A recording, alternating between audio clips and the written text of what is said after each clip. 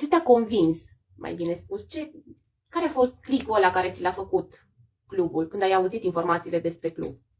Păi hai să menționăm, odată ce sunt două căi de a prinde oportunitatea în acest club.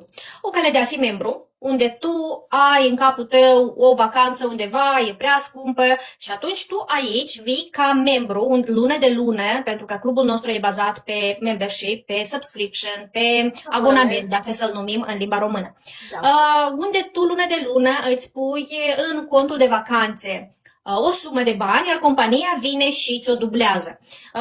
Unde am mai văzut noi asta? Nicăieri. Și de multe ori punem economiile în contul bancar sau într-un plic undeva la ciorap, undeva sub matras, undeva, dar nimeni nu ne le dublează. Ei, uite că această companie vine și ne dublează suma pe care noi o punem lună de lună. Asta a fost un wow, pentru că, unde pui 100 și îți dă 2. Super! A doilea punct care m-a chemat și mi-a dat așa click este siguranța banilor. Deci știm cu toții că cei care suntem membri, clubul nostru colaborează cu compania de asigurări Trust My Travel, care ne asigură banii noștri depuși lună de lună și care se dublează. Și în caz că, nu știm, de faliment, dar n-are cum, pentru că compania e mereu în creștere.